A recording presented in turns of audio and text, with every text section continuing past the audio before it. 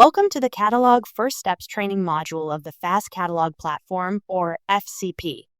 In this module, we will discuss how to create the first-time terms and conditions file update action, how to process the T&C action, how the T&C file publishes to GSA Advantage and eLibrary, how to create the first-time terms and conditions file update action. During the Catalog First Steps process, vendors must create and publish a terms and conditions file update action as the final step to baseline their services plus catalog. In the Update Terms and Conditions File section, press the New Catalog Action button. The Create New Action page displays. Select the Update Terms and Conditions File radio button.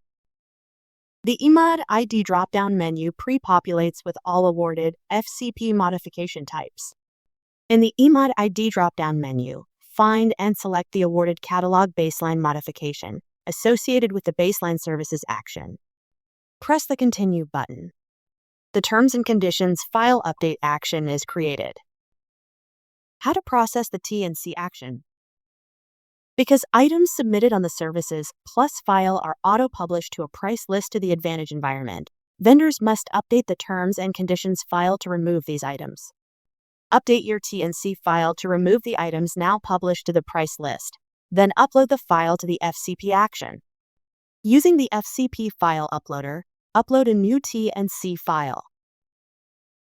Press the Submit button to process the FCP action through to the pending CSCO review workflow state.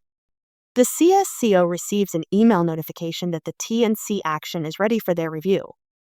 The CSCO can approve the T&C file action, return the action back to the vendor to revise the file and resubmit, or reject the action, which requires the vendor to start over by creating a new T&C action.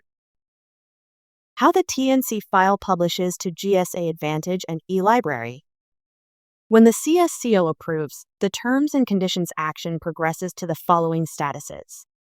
The pending submission validation status indicates the system is completing final system validation.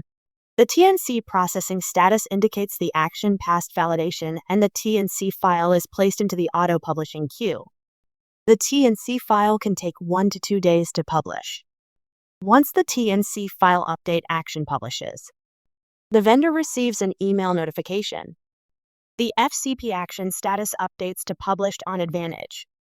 The currently approved terms and conditions file automatically populates with the approved T&C file, and the T&C file is available to view and download from GSA Advantage and eLibrary. The Catalog Services baseline process is now complete. Vendors can proceed with creating FCP services actions, such as add, change, and delete services actions.